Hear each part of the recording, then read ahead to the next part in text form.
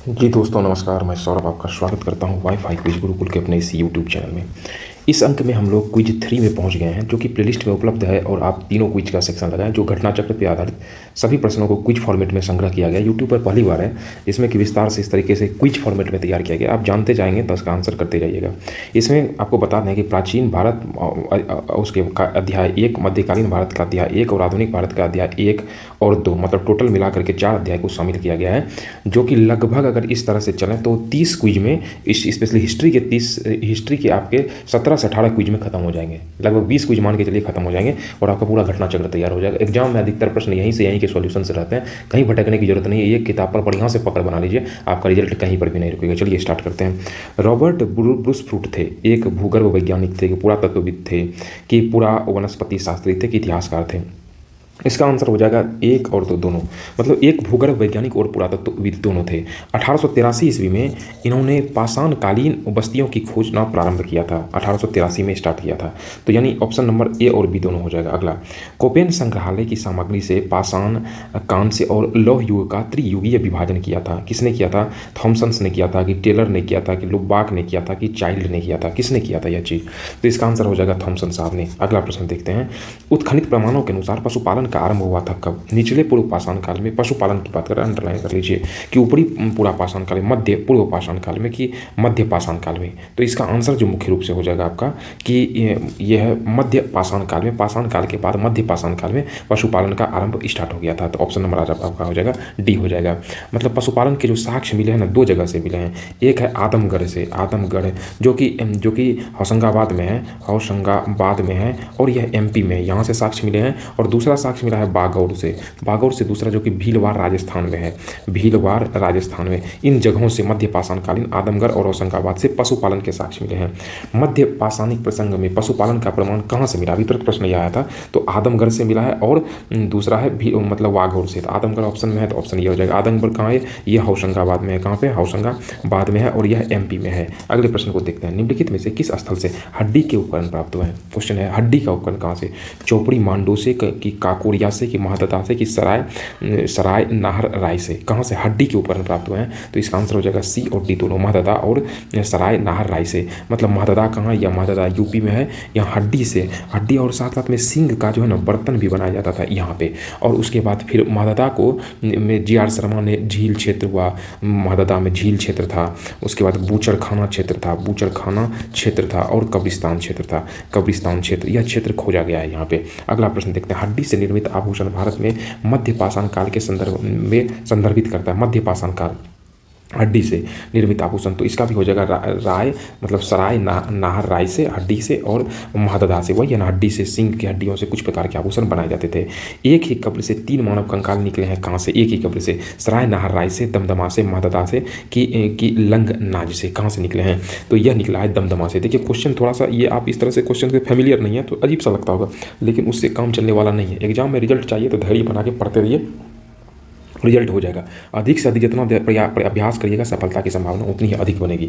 अगला देखते हैं कि यहाँ पे है, तो यहाँ दमदमा से जो है ना 41 ठो कब्रिस्तान मिला है, और उसमें अधिकतर जितना है, अधिकतर में, मैक्सिमम में, अधिकतर में वह जुगल समाधान है, युगल है या संयुग्म है। कहीं कहीं पे 1, 2, 3 का भी जिक्र किया गया। अगला, खाद्यान्नों की कृषि सर्वप्रथम प्रारंभ हुई थी कहाँ पर? खाद्यान्न की कृषि कब से स्टार्ट हुआ था? पशुपालन के, उसके बाद यह है खाद्यान्न कृषि, खाने पीने की कृषि स्टार्ट किया था। मतलब यह था नवपाषाण काल में। नवपाषाण काल में लोग कृषि से परिचित हो गए थे, कृषि से परिचित थे। कब से? नवपाषाण काल में। उसके बाद भारत में मानव का सर्वप्रथम साक्ष्य कहाँ मिलता है? कहाँ पे सबसे पहले मानव का साक्ष्य मिलता है? तो यह मिलता है कहाँ पे? मुख्य रूप से यह जो है ना नर्मदा घाटी में मानव के साक्ष्य मिलते हैं। नर्मदा घाटी कहाँ है? यहाँ पे अगर जगह है हथनौरा, और यह कहाँ पड़ता है? होशंगाबाद है। हम अपना एक्सपीरियंस बता रहे हैं, इसको अगर कंप्लीट करिए, कुछ चीज़ कंप्लीट करने की जरूरत नहीं है, आपका मैक्सिमम अभ्यास हो जाएगा, और आप परीक्षा में कहीं रिजल्ट रुकने की बात नहीं, रिजल्ट तो आपका गारंटेड 100% हो जाएगा। अगला देखते हैं। प्रथम मानव जीवाश्म भारत की किस नदी घाटी से प्राप्त हुआ है? तो अभी तुरंत ये प्रश्न आया, तो कहाँ से हुआ था मानव जीवाश्म? नर्मदा नदी घाटी से। अगला प्रश्न देखते हैं कि मानव द्वारा सर्वप्रथम प्रयुक्त अनाज कौन सा था? सबसे पहला अनाज था जौ का इस्तेमाल किया था। कब किया था? तो 8000 ईस्वी पूर्व में।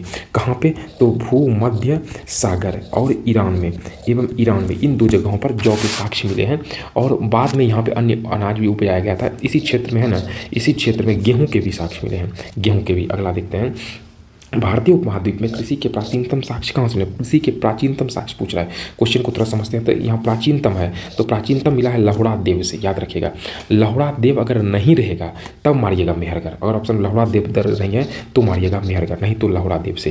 देखिए 9000 से लेकर के 7000 यहाँ ईस्वी पूर्व जो है यहाँ चावल के साक्ष्य मिले, चावल के साक्ष्य मिले हैं।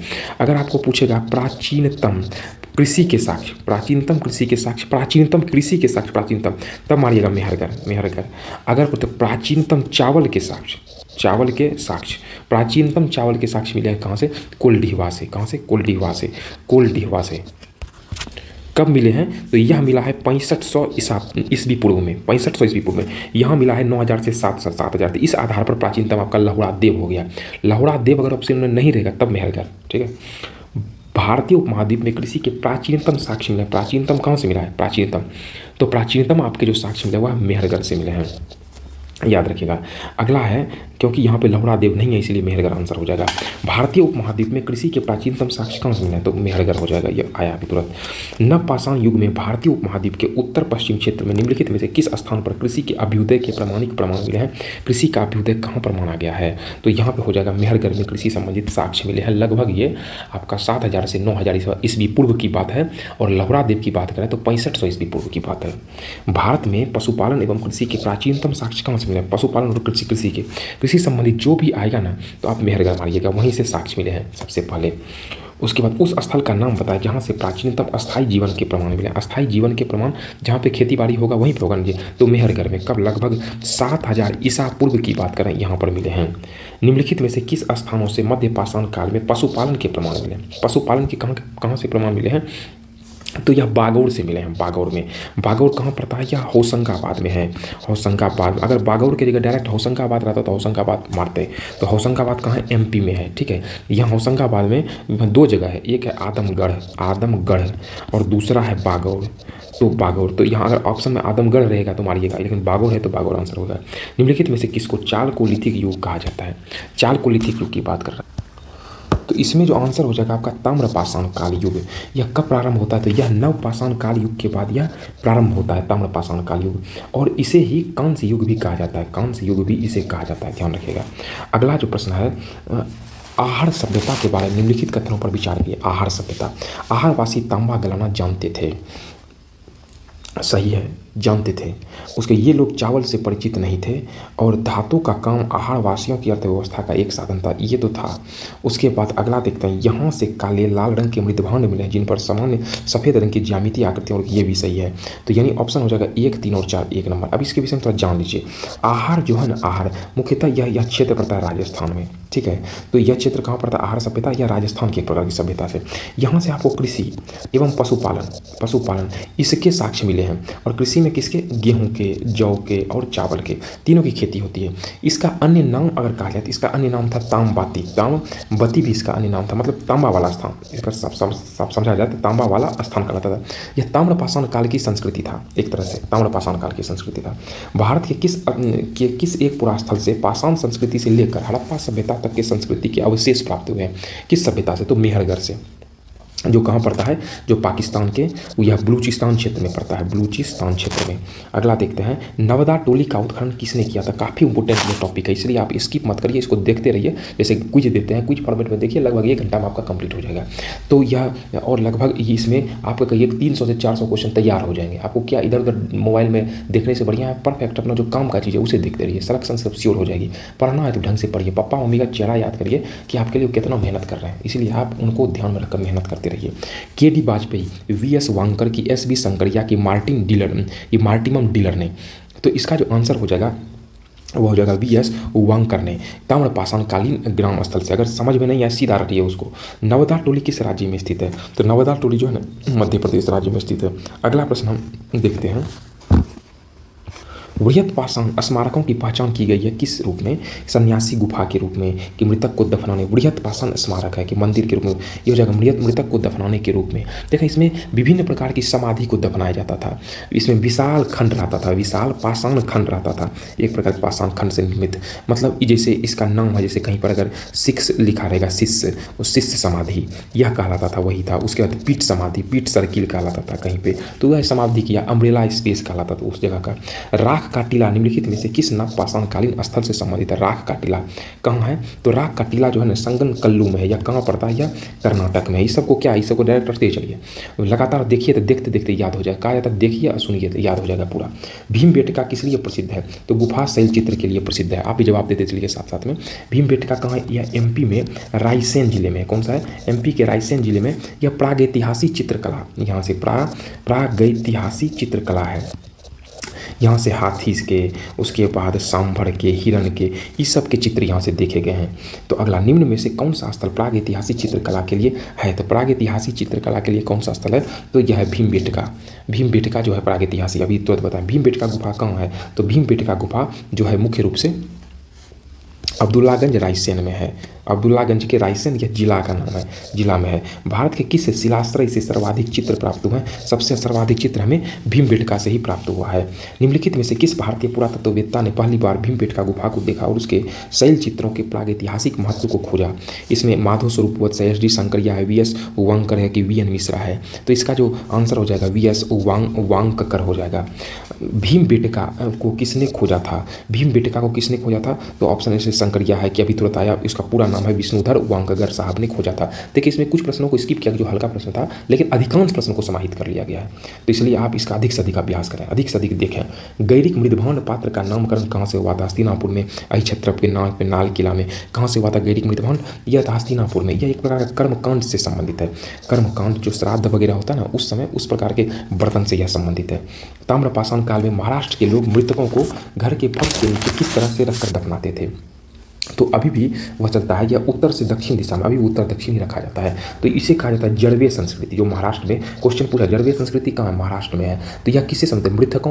मृतकों को जो होता था ना, वह उनके कहा जाता था कर्मकांड के द्वारा उनके आत्मा को अस्थिकलश में रख लिया जाता और शरीर को दफना दिया जाता था घर में, उसी दिशा में, उत्तर दक्षिण में। निम्नलिखित में से किस स्थान से मानव कंकाल के साथ कुत्ते का कंकाल का समाधान भी प्राप्त हुआ है? मानव के साथ साथ में कुत्ता का कंकाल भी मिला है। तो यह है बुर्ज होम। बुर्ज होम कहाँ है? यह जम्मू कश्मीर में बुर्ज होम है। तो बुर्ज होम से यहाँ गर्तावास मिला है, गड्ढा मिला है, इस जगहों पर दफनाया जाता था, इसे अवशेष मिले हैं। निम्नलिखित में से किस स्थान पर मानव के साथ कुत्ते को दफनाया जाता था? मानव के साथ बुर्ज होम कहाँ? जम्मू कश्मीर में है, याद रखिएगा। गर्तवास के साक्ष्य प्राप्त हुए कहाँ से? बुर्ज होम से, यही हो जाएगा आंसर। लगातार आप देखते रहिए, मन मस्तिष्क में छप जाएगा आपका पूरा ये।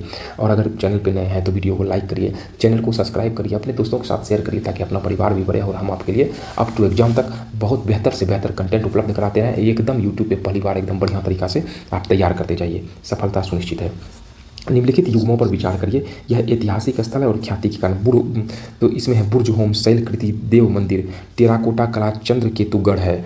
तो उसके बाद जो है ना, यह है चंद्रकेतु। क्वेश्चन का कुछ प्रिंटिंग एरर है, चलिए इसको बाद में देखते हैं। क्वेश्चन का कुछ प्रिंटिंग एरर है। विंध्य क्षेत्र के किस शिलाश्रय से सर्वाधिक मानव कंकाल मिला है? विंध्य क्षेत्र के कहाँ से मिला है? तो यह मिला है मोरहाना पहाड़ से सर्वाधिक शिला क्षेत्र मिला है। इतिहास थोड़ा सा रफ लगता है पढ़ने में, लेकिन अधिकतर जैसे सुनते रहिएगा मन मस्तिष्क में छप जाएगा। नीचे दिए कथनों को एक अभिकथन तथा दूसरे कारण बताया गया है, क्या मैच करिए। विंध्य क्षेत्र के पाषाण युगीन लोगों ने नूतन भूतल काल के अंत में गंगा घाटी में प्रवचन किया था। कथन एक बोल रहा है। कथन दो है जलवायु परिवर्तन के कारण इस काल में शुष्कता का चरण था। कथन एक सही है। विंध्य क्षेत्र में पाषाण नूतन भूतल काल में, मतलब वहाँ पे नया समय जब आना था, गंगा नदी के तट पे आ जाना चालू कर दिया, क्योंकि जलवायु परिवर्तन था, अकाल की स्थिति आ गई थी, खेती तक कुछ नहीं होता था, इसीलिए वो जीवन को सर्वाइव करने के लिए क्षेत्र में आ गया था और सही में शुष्कता आ गई थी, सूखा पड़ गया था और इस कारण से उन्होंने यह निर्णय लिया था। ऑप्शन नंबर ए हो जाएगा इसका, दोनों सही है, प्लस व्याख्या करता है। भारतीय पुरातत्व सर्वेक्षण निम्नलिखित विभाग मंत्रालयों में किसके अंतर्गत आता है? तो यह संस्कृति मंत्रालय के अंतर्गत आता है। भारतीय पुरातत्व सर्वेक्षक के जनक किसे कहा जाता है? तो अलेक्जेंडर कनिंघम साहब को पुरातत्व का सर्वेक्षक जनक कहा जाता है। यह कौन थे? एक ब्रिटिश सेना अधिकारी थे। कौन थे? ये थे ब्रिटिश सेना अधिकारी थे। उसके बाद राष्ट्रीय मानव संग्रहालय कहाँ पर स्थित है? तो राष्ट्रीय मानव संग्रहालय की जब बात करते हैं, यह भोपाल में है। अब इसी का नाम इंदिरा गांधी राष्ट्रीय मानव संग्रहालय रखा गया। इंदिरा गांधी राष्ट्रीय मानव संग्रहालय रखा गया इंदिरा गांधी के नाम से, और यह संस्कृति विभाग के अंतर्गत आता है, संस्कृति विभाग के अंतर्गत आता है। गांधी राष्ट्रीय संग्रहालय रखा गया। अब हम एक अध्याय कंप्लीट, मध्यकालीन भारत का पूजा करेंगे। पैगंबर हजरत मोहम्मद साहब का जन्म हुआ था, कब हुआ था? तो यह हुआ था 570 ईस्वी में। कहाँ हुआ था? मक्का में। मक्का कहाँ है? सऊदी में है, सऊदी अरब में है। और इनकी मृत्यु कब हुई थी? याद रखिएगा 632 ईस्वी। यही फैक्ट इतने तो याद रखिए, यही पूछा जाता है। मक्का कहाँ है? तो मक्का सऊदी अरब में है। हिंद यानी भारत की जनता के संदर्भ में हिंदू शब्द का प्रथम बार प्रयोग किसने किया था? तो हिंदू शब्द का जो है ना प्रथम बार अगर प्रयोग किया तो अरबों के द्वारा किया गया था। देखा ऋग्वेद में जो है ना, ऋग्वेद में भरत कबीले के नाम पर जो है भारत कहा गया। भरत कबीले, इसका जिक्र कहाँ है? ऋग्वेद में, याद रखिएगा। और ईरानियों ने इसे मुख्य रूप से हिंदुस्तान कहा था। हिंदुस्तान ईरानियों ने कहा था। और यूनानियों ने कहा क्या? इंडिया ने। इंडिया क्या कहा? किसने कहा? यूनानी ने इंडिया। अरबों ने इसे हिंदू शब्द दिया था। भारत पर पहला मुस्लिम आक्रमण किस वर्ष हुआ था? तो इसका हो जाएगा साल के 711 हुआ था। लेकिन देखिए 712 ईस्वी में मोहम्मद बिन कासिम ने सिंध पर आक्रमण किया था, सिंध विजय पर। 712 ईस्वी में किसने किया था? मोहम्मद बिन कासिम ने किस पर? सिंध पर। उस समय राजा कौन था? दाहिर था, शासक था। और सिंध विजय जो है ना, सिंध विजय, इसका जिक्र किस में मिलता है? तो इसका जिक्र है फारसी ग्रंथ है, उसका नाम है चचनामा। याद रखिएगा, चचनामा कौन सा ग्रंथ है? फारसी ग्रंथ। इसमें किसका? सिंध विजय का वर्णन मिलता है। और मोहम्मद बिन कासिम 712। मोहम्मद बिन कासिम सिंध विजय कब हुआ था? तो 712 ईस्वी में मोहम्मद बिन कासिम ने सिंध विजय किया था। उसके बाद भारत में प्रथम मुस्लिम आक्रमणकारी कौन था? प्रथम मुस्लिम आक्रमणकारी था मोहम्मद बिन कासिम ही था, प्रथम मुस्लिम आक्रमणकारी जिन्होंने 712 ईस्वी में भारत पर आक्रमण किया था। भारत पर सर्वप्रथम मुस्लिम आक्रमणकारी कौन था? तो सर्वप्रथम मुस्लिम आक्रमणकारी मुख्यतः गोर के था। तो यह था खलीफा उमर के समय जो है ना, यहाँ पर अगर मुस्लिम आक्रमणकारी उस समय खलीफा था, खलीफा उमर। उसके समय में लोकल में हुआ था, मुंबई पर आक्रमण हुआ था, मुंबई के थाने पे यह चीज़ हुआ था, थाने पे यह हुआ था। तो गोर के था। अगला है मोहम्मद बिन कासिम क्या है? मोहम्मद बिन कासिम कौन था? तो मोहम्मद बिन कासिम मुख्य रूप से उसको अरज कहा गया, मोहम्मद बिन कासिम को। चचनामा के अनुसार 6वीं और 7वीं शताब्दी में सिंधु देश की राजधानी कहाँ हुआ करती थी? तो सिंधु देश की राजधानी मुख्य रूप से उस समय अरौर हुआ करती थी, जो चचनामा सिंधु इतिहास के विषय में ही बताता है। देखिए मध्यकालीन भारत थोड़ा पढ़ने में थोड़ा सा बोरिंग लगता है, लेकिन प्रश्न यहाँ से पूछे जाते हैं और ये निर्णायक होते हैं। इसीलिए आप इसको तैयार करते जाइए। कितना 20-22 अध्याय है, तो लगभग 10 सेट में कंप्लीट हो जाएगा। संपूर्ण सेट बता रहे हैं, हिस्ट्री का संपूर्ण सेट लगभग आपका 20 लगेगा, 20 में पूरा घटना चक्र कंप्लीट। इनमें से कौन गजनवी राजवंश का संस्थापक था? गजनवी राजवंश का संस्थापक इनमें से कौन था? अलप्तगीन था, मोहम्मद तख्तबुख्तगीन था कि इस्माइल है। थोड़ा सा वर्ड का प्रिंटिंग मिस्टेक का ध्यान रखेंगे। अलप्तगीन था। यह किससे संबंधित था? यह यामिनी वंश से संबंधित। किस वंश से? यामिनी वंश। कथन एक, महमूद गजनी ने भारत पर 17 बार आक्रमण किया था। कथन एक क्या है? तो कथन एक आपका क्या है? कथन एक आपका 17 बार तो किया था, बिल्कुल सही है। और आर है कि वह भारत में अस्थायी मुस्लिम शासन की स्थापना करने से, अस्थायी मुस्लिम शासक ना उसका उद्देश्य ऐसा धन लूटपाट करने के लिए हुआ था, मुस्लिम स्थापित करने के लिए नहीं था। इसलिए इसने ऑप्शन नंबर आर मतलब गलत है, दूसरा गलत है। निम्न में से कौन चंदेल शासक महमूद गजनी से पराजित नहीं हुआ था? चंदेल शासक महमूद गजनी थे, तो वह था विद्याधर था। यह एकमात्र हिंदू शासक था जिसने मुसलमानों का सफलतापूर्वक क्या था? विरोध किया था मुसलमानों का। एकमात्र हिंदू शासक वह था, विद्याधर था, याद रखिएगा। अगला, महमूद गजनी का दरबारी इतिहासकार कौन था? दरबारी इतिहासकार की अगर हम बात करते हैं, महमूद गजनी का हसन निजामी था, कुतबी था, फिरदौसी था कि चंद्रवर्दयाई था? महमूद गजनी तो यह उतबी था। महमूद गजनी जो था ना, यह एक प्रकार एक शिक्षित शासक था महमूद गजनी, इसलिए यह विद्वानों को महत्व देता था, महत्व उसको देता था विद्वानों को। तो इसी के दरबार में जो ना उतबी रहता था, उतबी इतिहासकार था। उतबी ने मुख्य रूप से किताब उल यामिनी लिखा है। किताब उल यामिनी यह किसकी कृति है? यह उतबी की कृति है, या इसी को कहा जाता है तारीख ए यामिनी, एक ही नाम है, इसी की कृति। अगला है शाहनामा के लेखक फरिश्ता किसके दरबार से संबंधित है? तो शाहनामा के लेखक जो है ना फरिश्ता ने होगा। शाहनामा के लेखक फरिश्ता ने फिरदौसी है। तो फिरदौसी, ये थोड़ा सा इसमें क्वेश्चन में ही एरर था। तो फिरदौसी मुख्य रूप से महमूद गजनी के राज्य का विद्वान और राजकवि था। तो महमूद या गजनवी के समय का था। उसके बाद अगला देखते हैं, शाहनामा के लेखक कौन है? तो यह फिरदौसी है। पुराणों का अध्ययन करने वाला प्रथम मुस्लिम शासक कौन था? तो प्रथम पुराणों का अगर अध्ययन किया था ना, तो वह पहला मुस्लिम शासक था। अल-बरूनी काफ़ी विद्वान था और इसने पुराणों के अध्ययन के साथ साथ महमूद गजनी के समय यह आया था। महमूद गजनी के समय में, महमूद गजनवी के समय में यह भारत आया था। 11वीं शताब्दी में भारत आया था लगभग। और अल-बरूनी ने तहकीक हिंद, तहकीक ए हिंद पुस्तक इन्होंने लिखा। यह किस भाषा में? अरबी भाषा में। किस भाषा में? अरबी भाषा में। इसका अंग्रेजी अनुवाद अगर कहा जाए ना तो अंग्रेजी अनुवाद किसने किया था? एडवर्ड, याद रखिएगा नाम, एडवर्ड साची ने इसका अंग्रेजी अनुवाद किया था। और इसका हिंदी अनुवाद किसने किया था? हिंदी अनुवाद किया था रजनीकांत द्वारा। फैक्ट याद रखिएगा ये सब। महमूद गजनी के साथ भारत आने वाला प्रसिद्ध इतिहासकार कौन था? इतिहासकार तो अल बरूनी ही था। तो अगला, अल बरूनी भारत में आया था, कब आया था? बताया भी तुरंत, 11वीं शताब्दी में अल बरूनी आया था, महमूद गजनवी के साथ आया था। और इन्होंने किताबुल हिंद पुस्तक लिखा और उन्होंने किताबुल हिंद या तहकीक हिंद, इसका फारसी इतबार में एडवर्ड साची ने कराया और अंग्रेजी में रजनीकांत ने इसका कराया था हिंदी में। महमूद गजनी के साथ भारत आने वाला मुस्लिम विद्वान कौन था? महमूद गजनी के साथ जो मुख्य रूप से अल बरूनी था। अगला, निम्नलिखित कथनों में से कौन अल बरूनी के संबंध में सही नहीं है? वह एक धर्मनिरपेक्ष लेखक कि उसका ग्रंथ उस समय के जीवंत भारत से युक्त था। वह संस्कृत का विद्वान अल बरूनी था, अध्ययन भी किया था। वह त्रिकोणमिति का विशेषज्ञ भी था। वह एक धर्मनिरपेक्ष मतलब उसका कोई धर्म नहीं था, ऐसा नहीं है। महमूद गजनी इस्लाम धर्म को मानता था। तो यह क्वेश्चन ये गलत हो जाएगा। उसके बाद वो सभी कुछ था। इन्होंने खास करके ब्रह्मगुप्त है और वराहमिहिर, इन सब के पुस्तकों का विस्तारपूर्वक अध्ययन किया था। भगवत गीता का अध्ययन किया था, विष्णु पुराण का अध्ययन किया था। ये सब चीज़ को यह पढ़ा था। इसके लिए इन्होंने संस्कृत को स्पेशली पढ़ा, अध्ययन किया, उसके बाद ये सब चीज़ को पढ़ा था। निम्नलिखित में से किसने महमूद गजनी के हमले के बाद सोमनाथ मंदिर का ये कराया था, पुनर्निर्माण कराया था? तो यह सोमनाथ मंदिर का पुनर्निर्माण मुख्य रूप से भीमदेव द्वारा, और उस समय भीमदेव का ही शासन था उस समय तो ये नहीं करा पाए, लेकिन भीमदेव उसके बाद उस समय इन्हीं का शासन हुआ करता था। तो भीमदेव प्रथम ने लगभग, यह फर्स्ट ले लीजिए, भीमदेव प्रथम ने लगभग 1022 से 63 तक इसका शासन काल रहा था। तो इसने इसको रिपेयर कराया था। किसने एक तरफ सांस्कृतिक मुद्रालेख के साथ चांदी के सिक्के निर्गत किए हैं?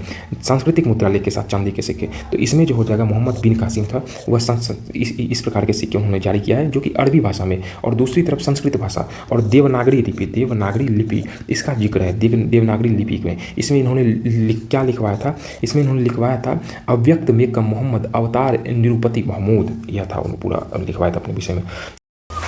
अगला प्रश्न है कि निम्नलिखित में से मध्य एशिया के किस शासक ने 1192 में उत्तर भारत को जीता था? 1192 में तो किसने जीता था? 1192 में तराइन का जो द्वितीय युद्ध हुआ था ना, तो मोहम्मद गौरी और पृथ्वीराज चौहान के बीच हुआ था, जिसमें गौरी जीत गया था। प्रथम युद्ध कब हुआ था? 1191 में हुआ था, इसमें पृथ्वीराज चौहान जीता था। और द्वितीय युद्ध हुआ था 1192 में, जिसमें मोहम्मद गौरी जीता और वह इसी के साथ उत्तर भारत को जीत लिया। याद रखिए कि पढ़ते रहिए, पढ़ाई आपका एकमात्र हथियार है। जब भी आपको थकान महसूस हो ना पढ़ते तो याद कि यही वह सपना है जो कि हमेशा आपके मम्मी पापा आप पर गर्व करेंगे। इसलिए खूब पढ़िए, जब भी मन लगे पूरा मन लगा पढ़ते रहिए, अधिक से अधिक प्रश्नों का अभ्यास करिए, सफलता निश्चित मिलेगी। मोहम्मद गौरी को सबसे पहले किसने पराजित किया था? मोहम्मद गौरी को तो किसने पराजित किया था? तो पृथ्वीराज चौहान ने सबसे पहले। अगर हम लोग बात करते हैं ना मोहम्मद गौरी को, तो सबसे पहले, अगर यहाँ पे पृथ्वीराज चौहान है लेकिन सबसे पहले की बात है तो यहाँ भीम द्वितीय है। किसने पराजित किया था? भीम द्वितीय ने। कब पराजित किया था? 1178 ईस्वी में गुजरात पर वह आक्रमण किया था। उस समय मूल राज द्वितीय भी कहा जाता है, इसी को कहा जाता है भीम द्वितीय ने आबू पर्वत के निकट हराया था। कहाँ पे? आबू पर्वत के निकट हराया था, याद रखिएगा।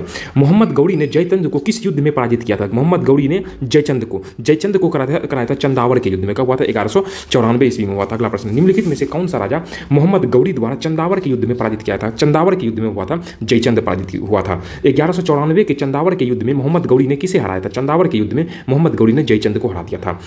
युद्ध किसमें भारत में मुस्लिम शक्ति की स्थापना हुई? किस युद्ध से भारत में मुस्लिम शक्ति की स्थापना हुई? वह था तराइन का द्वितीय युद्ध। कब हुआ था? 1192, जिसमें पृथ्वीराज चौहान की हार होती है और यहीं से मुस्लिम राज्य की शक्ति की स्थापना मानी जाती है। निम्नलिखित को कालक्रमानुसार व्यवस्थित कीजिए। यहाँ पे जो है ना कालक्रमानुसार लगाना है। तो सबसे पहले कौन था? तो सबसे पहले मुख्य रूप से महमूद गजनवी आया था, जो कि भारत पर 17 बार आक्रमण किया था। और महमूद गजनवी के बाद आपका मोहम्मद गौरी हुआ था, तराइन का युद्ध, जो कि आपका गौरी लगभग 1175 में मुल्तान पर यह आक्रमण किया था, याद रखिए। उसके बाद हुआ था, उसके बाद चंगेज खान और तैमूर, मतलब 2-3-1-4 जो है ऑप्शन नंबर बी पर। इसको आप क्विज फॉर्मेट में लीजिए और प्रश्नों का आप उत्तर देते चलिए। घटना चक्र के प्रश्नों का यह संग्रह है जो आपके आगामी परीक्षाओं के लिए काफी उपयोगी है और इसे आप रिवीजन करते रहिएगा। निश्चित रूप से आप जो है परीक्षा में बेहतर स्थिति में रहिएगा। किस मुस्लिम शासक के सिक्कों पर देवी लक्ष्मी की आकृति बनी थी? देवी लक्ष्मी की आकृति मोहम्मद गौरी के सिक्कों पर बनी हुई थी और एक तरफ देवी लक्ष्मी की आकृति और दूसरी तरफ अरबी भाषा में उस समय लिखावट थी। भारत में मोहम्मद गौरी ने किसको प्रथम अख्ता प्रदान किया था? प्रथम अख्ता मुख्य रूप से मोहम्मद गौरी का जो गुलाम था, पहला गुलाम, वह था कुतुबुद्दीन ऐबक, उसे ही प्रथम अख्ता प्रदान किया था। अगला प्रश्न देखते हैं, मोहम्मद गौरी के किस दास ने बंगाल एवं बिहार पर विजय प्राप्त किया था? बंगाल और वह था बख्तियार खिलजी। एकदम साधारण सा यह दास था और यह 1193 से लेकर के 1202 तक यहाँ तक का शासन था। इसने नालंदा को और वह विक्रमशिला दोनों को ध्वस्त कर दिया और उसने राजधानी मुख्य रूप से कहाँ पे उस समय राजधानी था उदंतपुरी पर कब्जा, पाटलिपुत्र ने उदंतपुरी पर कब्जा कर लिया और फिर उसने बंगाल पर आक्रमण किया। बंगाल का शासक था लक्ष्मण सेन, वह बिना युद्ध किए ही वहाँ से भाग गया और उसकी राजधानी थी लखनऊती पर अधिकार कर लिया गया। अगला प्रश्न देखते हैं, बिहार का प्रथम मुस्लिम विजेता कौन था? तो अभी तुरंत इसका आंसर इस डिटेल में देखें, वह था बख्तियार खिलजी था। नालंदा बिहार का विध्वंस किसने किया था? तो नालंदा बिहार का विध्वंस बख्तियार खिलजी के द्वारा किया गया था। अगला प्रश्न, नीचे दो कथन दिए गए हैं जिसमें से एक तथा दूसरे को कारण से दर्शाया गया है। पहला कथन है भारत पर तुर्की आक्रमण सफल हुए। पहला कथन यही है, तो तुर्की आक्रमण सफल बिल्कुल थे। उत्तर भारत में राजनीतिक एकता नहीं थी, बिल्कुल नहीं थी। इस कारण से कहा जाए कि जितने भी आक्रमण हुए वे लगभग आक्रमण सफल हुए। एकता का अभाव का कारण, एक बार तो जीता हुआ क्षेत्र, लेकिन दूसरी बार जैसे पृथ्वीराज चौहान का भी देख लीजिए, इसी तरीके से शासक हुआ था। एकता का अभाव था उत्तर भारत में राजनीतिक, चाहे बंगाल में सिराजुद्दौला का ले लीजिए, और एकता नहीं थी। तो मतलब एकता नहीं थी, मतलब कथन एक भी सही है, एक और दो सही है, प्लस कारण भी इसका सही है। अगला प्रश्न देखते हैं कि रेशम बुनकरों की श्रेणी की जानकारी निम्नलिखित में से किस शिलालेख में मिलती है? वह हमें मिलती है दसपुर शिलालेख। इसी को अन्य नाम है मंदसौर शिलालेख, जो आप अक्सर पढ़े होंगे, इसका सुने होंगे मंदपुर शिलालेख, लेकिन एग्जाम में पूछा है दसपुर, इसी को मंदसौर शिलालेख भी कहा जाता है। इसमें मुख्य रूप से सूर्य मंदिर के निर्माण का उल्लेख है इसमें, मंदसौर या दसपुर शिलालेख में। और इस प्रकार से जो है ना, अब आधुनिक भारत का एक्सरसाइज 1 और 2 का हम क्विज फॉर्मेट में तैयार करेंगे। हाँ, इससे पहले अगर आप चैनल पे नए हैं तो हमारे वीडियो को, अगर आपको अच्छा वाकई लग रहा है तो लाइक करिए, चैनल को सब्सक्राइब करिए और अपने दोस्तों के साथ शेयर करिए, ताकि हमारा भी परिवार बढ़ते जाए यूट्यूब फैमिली। और इसके साथ साथ हम आपके लिए अच्छा से अच्छा कंटेंट उपलब्ध कराते हैं, खास करके क्विज फॉर्मेट में। अब तक हम भी देख रहे हैं जितने सारे हैं, सिर्फ ऑप्शन ए का, ये दूसरा का बी कर रहा है। आप लगातार एक जगह से जुड़े रहिए, क्विज करते रहिए घटना चक्र का, कहीं भी कि क्वेश्चन डिस्कशन करते रहिए, सफलता सुनिश्चित हो जाएगी। अगला, वास्को डिगामा कालीकट पर किस वर्ष में आया था? तो आया था कब? 1498 ईस्वी में आया था। कब आया था? 1498 ईस्वी में आया था। और उस समय कालीकट का राजा कौन हुआ करता था? जमोरिन राजा करता था, काफ़ी स्वागत किया था। और फिर 1505 में फ्रांसिस्को द अल्मोडा गवर्नर एवं वायसराय बना था। कब फ्रांसिस्को द अल्मोडा बना था? कब बना था? 1505 में। तो यह कब हुआ था? और हिंद महासागर, और खास करके वास्को डिगामा और हिंद महासागर पर प्रभुत्व जो है ना, फ्रांसिस्को द अल्मेडा ने के समय में हुआ था। अगला देखते हैं, निम्नलिखित में से कौन सा नील जल योजना ब्लू वाटर पॉलिसी से संबंधित है? तो वह है नील जल योजना ब्लू वाटर पॉलिसी से जो संबंधित है ना, तो यहाँ पे आपका हो जाएगा फ्रांसिस्को द अल्मोडा हुआ था। यह 1505 में गवर्नर और वायसराय बनकर के आया था। हिंद महासागर पर इसने प्रभुत्व के लिए ब्लू वाटर पॉलिसी चलाई थी। अगला, मध्यकाल में सर्वप्रथम भारत से व्यापार का संबंध स्थापित करने वाले कौन थे? सर्वप्रथम कौन आया था? सबसे पहले मध्यकाल में पुर्तगाली आया था। उसके बाद वास्को डिगामा भारत कब आया था? 1498 ईस्वी में भारत वास्को डिगामा आया था, पुर्तगाली आया था। फिर फ्रांसिस्को द अल्बुकर्क था, उसके बाद अल्फांसो द अल्मोडा हुआ था। फ्रांसिस्को द अल्मोडा हुआ था, ठीक है। अल्फांसो द अल्बुकर्क पहले, उसके बाद फ्रांसिस्को द अल्मोडा बाद में। इसने ब्लू वाटर पॉलिसी चलाई थी। पुर्तगाली उपनिवेश का प्रथम वायसराय भारत में कौन था? तो यह कौन था? तो आपका यह जो था मुख्य रूप से क्या कहते हैं, अल्मोडा था। याद रखिए, फ्रांसिस्को द अल्मोडा प्रथम वायसराय बन के आया था। उसके बाद आया था अल्बुकर्क, अल्फांसो द अल्बुकर्क। हाँ, उसमें थोड़ा सा हम बोल दिया, लेकिन इसको ध्यान रखिएगा। पहला कौन था? Francisco de Almeida. सबसे पहले फसले फ्रांसिस्को, उसके बाद उसको निकाला कौन? अल्बुकर्क ने, अल्फांसो द अल्बुकर्क। याद रखिएगा इस तरीके से। निम्नलिखित में से किसने वास्को डिगामा का कालीकट में स्वागत किया था? वह था जमोरिन। कब आया था? 1498 ईस्वी में वास्को डिगामा आया था भारत।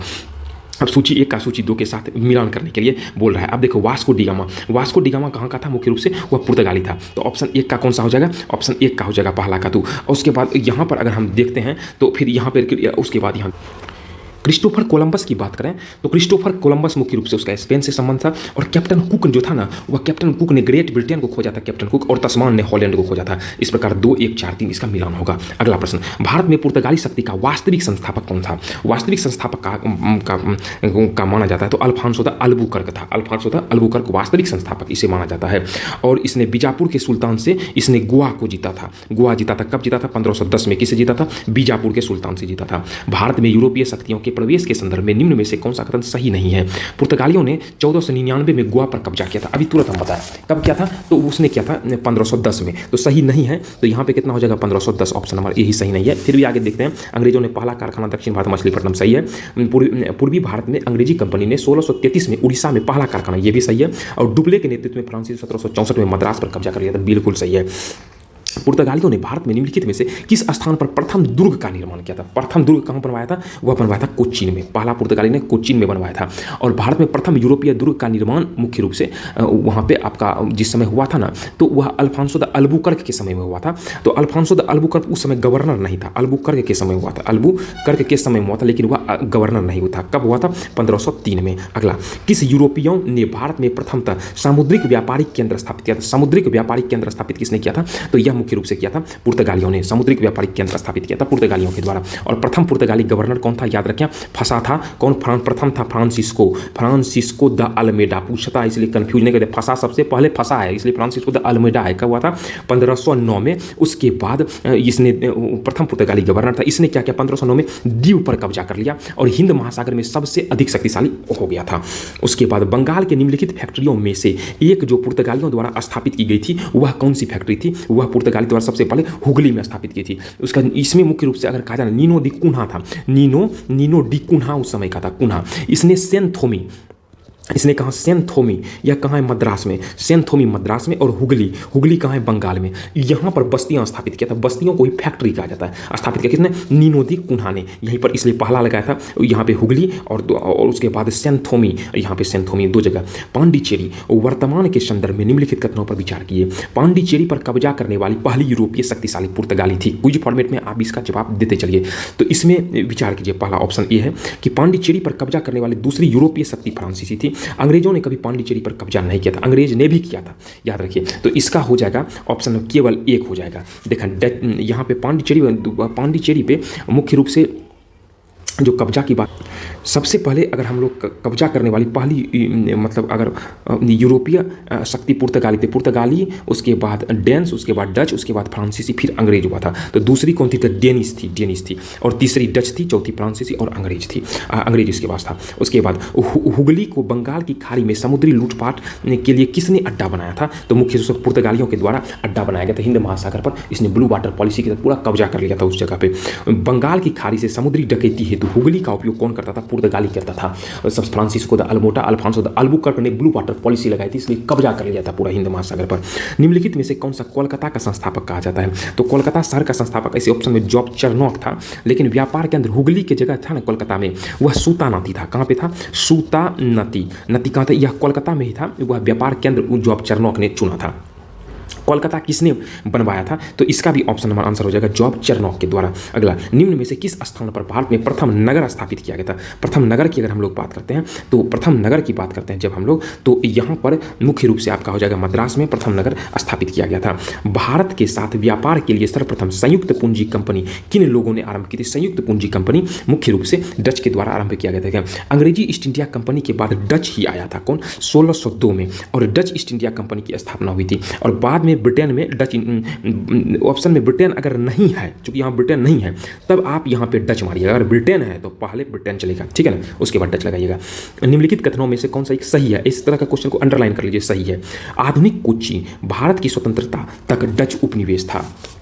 सही है। डचों ने पुर्तगालियों को पराजित किया और आधुनिक कोचीन में उन्होंने पोर्ट विलियम का निर्माण कराया था। यह बिल्कुल सही है, ऑप्शन नंबर 20 का राइट आंसर हो जाएगा। भारत में ईस्ट इंडिया कंपनी की सफलता का राज क्या था? भारत में, तो भारत में राष्ट्रीयता भावना की कमी था, बिल्कुल यह भी था। कंपनी की सेना को पश्चिमी प्रशिक्षण मिला था, जो उसके पास आधुनिक हथियार थे, ये भी था। भारतीय सैनिकों में राष्ट्रीयता, बिल्कुल अब तो ऑल ऑफ दिस तीनों हो जाएगा।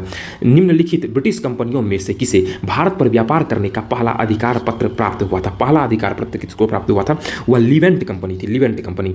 इन्होंने सबसे पहले 1593 में इसे मिला था स्थल मार्ग से, याद रखिएगा, लिवेंट कंपनी को स्थल मार्ग से व्यापार करने का अधिकार पत्र प्राप्त हुआ था। और फिर जैसे ईस्ट इंडिया कंपनी को मिला था 1600 ईस्वी में अधिकार पत्र, यह मिला था आप समुद्री मार्ग से व्यापार करिए, इसलिए लिवेंट कंपनी हो जाएगा, ध्यान रखिएगा, इसे स्थल मार्ग से मिला था। लंदन में ब्रिटिश ईस्ट इंडिया कंपनी के गठन के समय भारत का निम्नलिखित में से कौन सा बादशाह था? जिस समय ब्रिटिश ईस्ट इंडिया कंपनी का गठन हो रहा था, गठन की बात कर रहे हैं, क्वेश्चन की प्रकृति को, ट्रेंड को समझना है, तब आंसर देना, जल्दबाजी कभी नहीं करिएगा, ठीक है, इसलिए आप ध्यान से पढ़िए। ध्यान से पढ़िए, समझिए और उत्तर दीजिए, ठीक है ना। अधिक से अधिक प्रश्न का आप अभ्यास करिए। अब इसके अगर आप साथ साथ में प्लेलिस्ट में जो है एसपीडी जीके करके है, आप एसपीडी जीके को जो है ना, वह लगभग 6 घंटा का है, दूसरा 2 का स्पीड लगा के उसको देख लीजिए एक बार, तो आपका अधिक से अधिक जो है ना ऑब्जेक्टिव कंप्लीट हो जाएगा और फिर प्रश्न बनाइएगा तो और मजा आएगा आपको बनाने में। और साथ साथ में अब इसी के साथ साथ में हर संडे को जो है वह क्या कहते हैं, बिहार दरोगा से संबंधित टेस्ट सीरीज चलाई जा रहा है, वह प्लेलिस्ट में उपलब्ध है और उसमें अब संडे को प्लेलिस्ट में टेस्ट सीरीज उपलब्ध करा देंगे। आप निश्चित रूप से उसे लगाते रहिए, काफ़ी उपयोगी हुआ, काफ़ी आपको फायदा मिलेगा। अप टू एग्जाम तक उपलब्ध कराते रहेंगे। यहाँ पे कौन था उस समय गवर्नर, उस समय बादशाह कौन था, बादशाह था अकबर था, याद रखिएगा। और अध्यक्षता हुआ था लॉर्ड मेयर के साथ में, लॉर्ड मेयर की अध्यक्षता में 1599 ईस्वी में समायोजन हुआ था। उसके किस मुगल सम्राट के काल में ईस्ट इंडिया कंपनी भारत में प्रथम कारखाना, उस समय जब गठित हो रहा था तब अकबर था, लेकिन भारत में जहांगीर के समय में हुआ था। कब हुआ था तो 1611 ईस्वी में। कहाँ, मुसलीपट्टनम में। कहाँ पे, मुसलीपट्टनम में। अस्थायी कारखाना लगाया था मुसलीपट्टनम में, लेकिन 1613 में सूरत में स्थायी कारखाना स्थायी हुआ ना, ये सूरत में लगाया गया था। अगला, भारत में 1613 में अंग्रेजों ने पहली फैक्ट्री कहाँ स्थापित की, पहली फैक्ट्री की बात किया जा रहा था तो सूरत में स्थापित किया था। अगला, 17वीं शताब्दी के पहले चतुर्थांश में निम्नलिखित में से कहाँ इंग्लिश ईस्ट इंडिया कंपनी का कारखाना या कारखाने स्थापित थे, तो यह कहाँ था। यह मुख्य रूप से आपका इसका जो ऑप्शन है भरूच है, उसके बाद भरूच के बाद आपका चिकाकोल है, उसके बाद त्रिचिनापल्ली है, तो यह भरूच था। भरूच के साथ साथ में सूरत भी आ जाएगा। सूरत में बुरहानपुर में भी इसका था। उसके बाद अहमदाबाद में, गुजरात के क्षेत्र में अधिकतर था। उसके ऑप्शन नंबर यानी केवल एक सही है। ईस्ट इंडिया कंपनी की प्रथम फैक्ट्री स्थापित की गई थी कहाँ पे, प्रथम फैक्ट्री स्थापित किया था सूरत में, पहली अस्थायी फैक्ट्री थी। और अस्थायी अगर कहा जाए तो मुसलीपट्टनम में।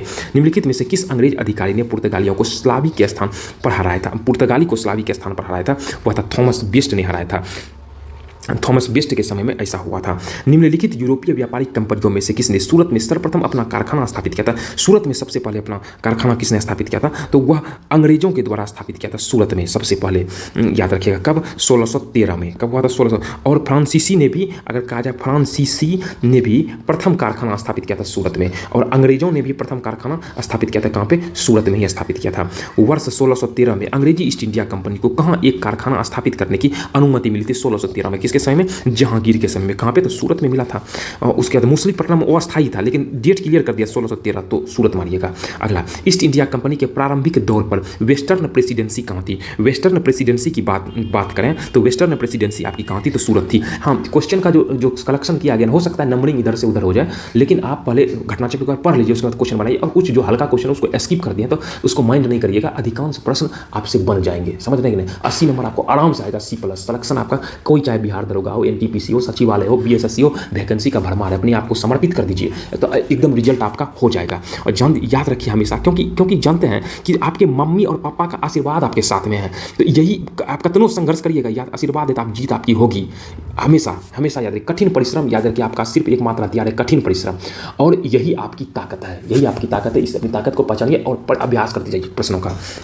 ब्रिटिश ईस्ट इंडिया कंपनी ने बम्बई किससे लिया था, Bombay British east India company ने किससे लिया था, तो यह लिया था पुर्तगालियों से। उसमें चार्ल्स द्वितीय था, उसका इंग्लैंड का सम्राट था। 1661 में उसका विवाह हो गया था पुर्तगाली राजकुमारी कैथरीन से, और दहेज में उसे मुंबई प्राप्त हो गया था, और उसने 10 पाउंड में जो है ना उसी को जो है ना उसने किराए पर दे दिया था, और 1668 ईस्वी में ईस्ट इंडिया कंपनी को उपहार में दे दिया। उसके बाद निम्नलिखित में से किस वर्ष प्रयागराज उत्तर प्रदेश के किले पर अंग्रेजों का अधिकार स्थापित हो गया था, तो स्थापित हुआ था कब, 1797 ईस्वी में।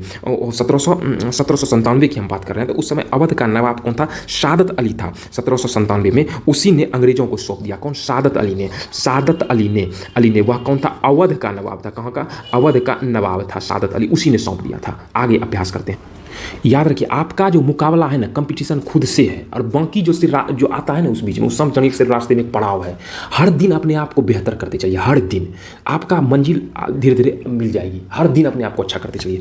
अगला, ईस्ट इंडिया कंपनी ने किस अंग्रेज गवर्नर को औरंगजेब द्वारा भारत से निष्कासित किया गया था, अंग्रेज गवर्नर को निष्कासित कर दिया था, वह था सर जॉन चाइल्ड को निष्कासित कर दिया था। क्यों, क्योंकि यह बंबई और पश्चिमी जो समुद्र बंदरगाह था ना, उसको उसने घेर रखा था, बंबई बंदरगाह और पश्चिमी क्षेत्र के कुछ बंदरगाह को, और हज यात्री मंत्री को उसने बंदी बना लिया था, जिस कारण से उसको भारत से ही निष्कासित कर दिया था। बाद में वो आके औरंगजेब से माफ़ी मांगा है, उसके बाद फिर उसको व्यापार वगैरह जो था उसका उसे परमिशन मिल गया है। निम्नलिखित में से प्रथम कर्नाटक युद्ध का कौन सा तत्कालिक कारण था? प्रथम कर्नाटक युद्ध की बात करते हैं। अंग्रेज और फ्रांसीसियों के बीच प्रतिद्वंदिता, कि ऑस्ट्रिया की राजगद्दी का जंग, कर्नाटक की राजगद्दी का मसला, अंग्रेज और फ्रांसीसी जहाज़ों का अधिग्रहण। इसमें यही था, अंग्रेज और फ्रांसीसी जहाज़ों का अधिग्रहण। प्रथम कर्नाटक युद्ध कब हुआ था? यह 1746-48 में हुआ था। उस समय ऑस्ट्रिया में उत्तराधिकार चल रहा था और जिसके कारण था फ्रांसीसी जहाज़ों पर अधिकार कर लिया गया था अंग्रेजों के द्वारा।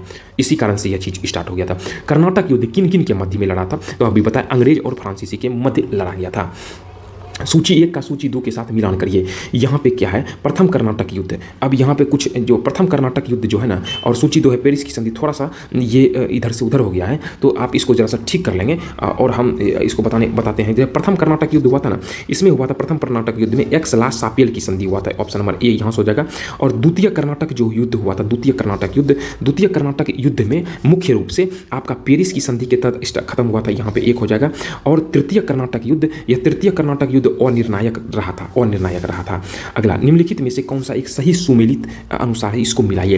प्रथम कर्नाटक युद्ध जो है 1746-48 में, और यहाँ पे क्या सही सुमेलित नहीं है थी, तो सही है। द्वितीय कर्नाटक युद्ध जो हुआ था ना, यह 1748 के बाद क्या था? 49 से लेकर 54 के बीच में हुआ था, यही नहीं, ऑप्शन नंबर बी हो जाएगा। यहाँ सही नहीं पूछ रहा है।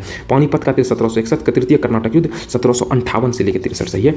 अगला देखते हैं, निम्नलिखित में से कौन सा प्रथम यूरोपीय व्यक्ति था जिसने भूक्षेत्र अर्जित करने के उद्देश्य से भारतीय राजाओं के झगड़ों में भाग लेने की नीति आरंभ कर दिया था? वह गवर्नर था, वह था यूरोपीय व्यक्ति था, वह डुप्ले था। डुप्ले ने यही नीति अपनाई थी और साथ साथ में ये डुप्ले ही की नीति थी कि उसने यूरोपीय सेना को जो है ना भारत के खर्चे पर रख लिया था। यूरोपीय सेना को उसने रखा था ताकि उसकी राजनीति में हस्तक्षेप यहीं से स्टार्ट हो गया था।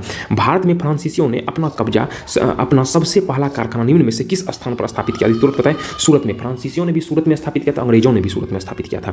फ्रांसीसी ईस्ट इंडिया कंपनी स्थापित हुई थी किसके समय में? तो फ्रांसीसी ईस्ट इंडिया कंपनी मुख्य रूप से लुई 14वें के समय में स्थापित हुआ था। उस समय उसका मंत्री कौन था? मंत्री कोबर्ट हुआ था, मंत्री था। 1664 में फ्रांसीसी ईस्ट इंडिया कंपनी की स्थापना किया गया था और बाद में जो है ना, और 1667 में फ्रांसिस कैरो के नेतृत्व में अभियान दल, 1667 में अभियान दल किसमें? फ्रांसिस कैरो के नेतृत्व में अभियान दल भारत भेजा गया और जिसने 1668 में सूरत में प्रथम कारखाना स्थापित किया था। तो लुई 14वां के शासनकाल में फ्रांसीसी ईस्ट इंडिया कंपनी का इतिहास प्रारंभ हुआ। कोबर्ट ने 1664 ईस्वी में, उस समय उसका मंत्री था, इसने कंपनी की स्थापना कर ली और साथ साथ में 1667 में फ्रांसिस कैरो के नेतृत्व में भारत में आया। फ्रांसिस कैरो के नेतृत्व में 1667 में, 1668 में सूरत में कंपनी स्थापित कर लिया। निम्न में से किसे भारत में फ्रांसीसी कंपनी का संस्थापक माना जाता है? फ्रांसीसी कंपनी का संस्थापक की बात यह किया है, तो इसमें आंसर हो जाएगा आपका कोबर्ट हो जाएगा। तो उसके बाद अगला, बंगाल में निम्न में से कौन सा कारखाना डचों ने स्थापित किया था? बंगाल में, तो बंगाल में कारखाना जो है ना, यह चिनसुरा और हुबली, मतलब B&C दोनों हो जाएगा। देखो, बंगाल में पहली कंपनी पिपली में, फर्स्ट कंपनी की बात करें, पिपली में कब हुआ था? 1627 में पिपली में फैक्ट्री हुगली, और फिर चिनसुरा में 17वीं सदी में, चिनसुरा में कहाँ पे? चिनसुरा 17वीं सदी में समाप्त होने तक कंपनी कासिम बाजार, पटना, ढाका इत्यादि क्षेत्रों तक उसका विस्तार हो गया था।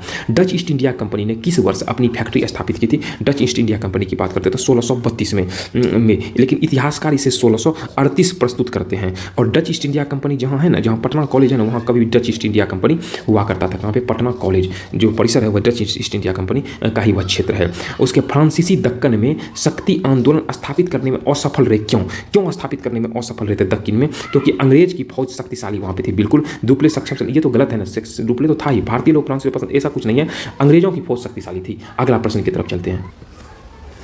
निम्न यूरोपीय शक्तियों ने भारतीय व्यापार में समय समय पर प्रवेश किया। सबसे पहले कौन आया था? सबसे पहले पुर्तगाली आया था। पुर्तगाली के बाद आया डच आया था। डच के बाद आया डेनिश नहीं है तो फ्रांसीसी के बाद लास्ट में आया था। डच के बाद अंग्रेज, पुर्तगाली, डच, डेनिश के बाद अंग्रेज, अंग्रेज के बाद लास्ट में आया था कौन? फ्रांसीसी आया था। 4 2 1 3। अगला, उसके बाद सूची 1 का सूची 2 के साथ में मिलान करने के लिए ये बोल रहा है, थोड़ा सा इसमें प्रिंटिंग का हो गया है, टाइपिंग में, इस वजह से प्रॉब्लम हो रहा है, तो मिलान करते हैं। तो यहाँ पे सूची 1, यहाँ क्या है? यहाँ जो है ना आपका, यहाँ पांडिचेरी है। पांडिचेरी जो है वह फ्रेंच के अंतर्गत में आता था। उसके बाद पांडिचेरी मतलब गोवा, सॉरी यार, एक सेकंड, A B C यहाँ पे, तो पांडिचेरी है ना, तो आपका ये हो जाएगा पांडिचेरी का फ्रेंच ईस्ट इंडिया कंपनी। उसके बाद पांडिचेरी के बाद आपका गोवा जो हो जाएगा ना, गोवा मुख्य रूप से वह पुर्तगाली के अंदर में आ जाएगा, गोवा यहाँ पे पुर्तगाली। उसके बाद गोवा के बाद आपका ये ट्रावेनकोर जो है ना, ट्रावेनकोर का क्षेत्र डेनिश के अंतर्गत में आ जाएगा। उसके बाद सद्रास का क्षेत्र आ जाएगा, कौन बचा है तो सद्रास का क्षेत्र आ जाएगा डच के क्षेत्र में। अगला देखते हैं, उस क्षेत्र की पहचान करें जहाँ से यूरोप वासियों को सर्वोत्तम सोरा और अफीम प्राप्त होता था, वह होता था बिहार से। उसके बाद अंग्रेजी शासनकाल में भारत का कौन सा क्षेत्र अफीम उत्पादन हेतु प्रसिद्ध था, बिहार था। निम्नलिखित यूरोपियों में से कौन सा एक स्वतंत्रता पूर्व भारत में व्यापारी के रूप में सबसे अंत में आए थे, सबसे अंत में कौन आए थे तो सबसे अंत में आने वाला जो था वह था आपका क्या कहते हैं फ्रांस। पुर्तगाली 1498 में आया था पुर्तगाली। डच कब आया था 1498 में, डच आया था 1605 में आया था, अंग्रेज आया था 1608 में आया था और फ्रांसीसी आया था 1664 में। यह पुर्तगाली आया था, डच आया था, अंग्रेज आया था और फ्रांसीसी आया था। निम्नलिखित में से किस स्थानों पर डचों ने अपने व्यापारिक अड्डे स्थापित किए थे, यह था और उपरोक्त सभी सब जगह पर स्थापित किया था। निम्नलिखित पर विचार करिए। मृदा के स्वरूप और उपज के गुणों के आधार पर भू राजस्व का मूल्यांकन होता था। युद्ध में चलती फिरती तोपों का उपयोग होता था। तंबाकू और लाल मिर्च की खेती होती थी। अंग्रेजों की भारत की देन, यह पूछ रहा है अंग्रेजों की भारत की देन के संदर्भ में यह क्वेश्चन पूछ रहा है। तो इसमें जो आंसर जो हो जाएगा ना, तो देखो मृदा के स्वरूप और उपज के गुणों के आधार पर भू राजस्व का, ऐसा कुछ नहीं था। हाँ, इस शेरशाह के समय में, शेरशाह व अकबर के समय में ऐसा होता था, लेकिन अंग्रेज के समय में नहीं होता था, ये तो नहीं है। उसके युद्ध में चलती फिरती तोपों का उपयोग यह मुगल काल में होता था, अंग्रेज के समय नहीं। तंबाकू और लाल मिर्च की खेती पुर्तगालियों की देन है, अंग्रेज की नहीं। तो कौन सा हो जाएगा, कोई भी नहीं।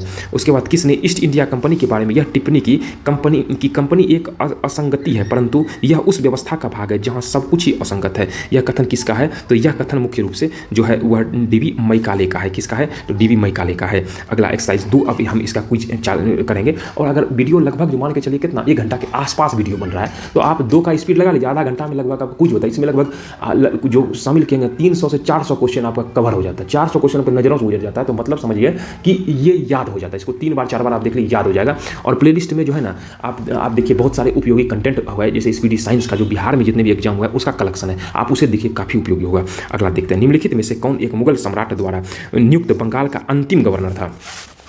तो बंगाल का यहाँ पे क्या है, यहाँ पे एक सेकंड, यहाँ बंगाल का अंतिम गवर्नर की बात करें तो वह था, कौन था, वह था, यह था मुर्शिद कुली खान। बंगाल यहाँ क्या था द्वारा बंगाल का अंतिम गवर्नर था मुर्शिद कुली खान। इसे फर्रुखसियर द्वारा बनाया गया था। किसने बनाया था, फर्रुखसियर द्वारा इसे बनाया गया था। इसे सूबेदार भी कहा जाता, सूबेदार भी एक पद दिया गया था। मुगल बादशाह द्वारा नियुक्त बंगाल का अंतिम सूबेदार कौन था तो मुर्शिद कुली खान ही अंतिम सूबेदार था। निम्नलिखित में से कौन सा युद्ध था जिसने भारत में ब्रिटिश प्रभुत्व को प्रारंभ कर दिया था, भारत में ब्रिटिश प्रभुत्व को, वह था प्लासी का युद्ध, जो कि 23 याद रखिएगा 23 जून 1757 को लड़ा गया था रॉबर्ट क्लाइव के नेतृत्व में। और बंगाल का नवाब था, यहाँ रॉबर्ट क्लाइव था अंग्रेज की तरफ से, और बंगाल का नवाब था सिराजुद्दौला के समय में। तो यहाँ पे रॉबर्ट क्लाइव की विजय हो जाती, सिराजुद्दौला की पराजय हो जाती। इसमें 3 राजद्रोही था, मीर जाफर था, यार लतीफ़ था और लाय दुर्लभ था। इन दोनों के राजद्रोहिता के कारण सिराजुद्दौला पराजित होता है। और सर्वाधिक निर्णायक सफलता, अगर अंग्रेजों को पहली निर्णायक सफलता मिलती है और सर्वाधिक निर्णायक सफलता की बात करें ना तो बक्सर का युद्ध है। ईस्ट इंडिया कंपनी ने भारत में प्रथम निर्णायक सैन्य शपथ देता था, प्लासी का युद्ध सही है।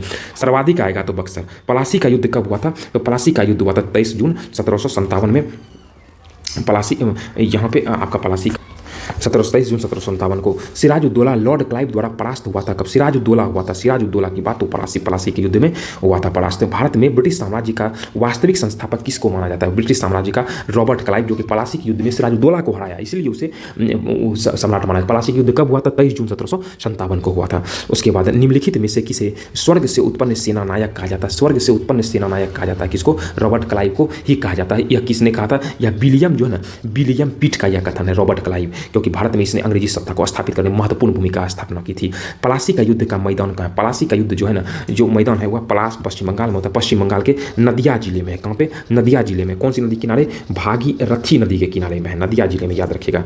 निम्न में से किसने अपनी राजधानी मुर्शिदाबाद से मुंगेर स्थापित किया था तो मुर्शिदाबाद से मुंगेर जो था मीर कासिम किया था। क्यों किया था, ताकि अंग्रेज उसमें कोई हस्तक्षेप ना करे, इसलिए किया था। सबसे अधिक निर्णायक युद्ध जिसने अंग्रेजों को भारत में प्रभुत्व स्थापित किया था, अंग्रेजों का भारत में प्रभुत्व सबसे अधिक निर्णायक पूरा, प्रथम निर्णायक भलो प्लासी, लेकिन सर्वाधिक निर्णायक था बक्सर का युद्ध, याद रखिएगा।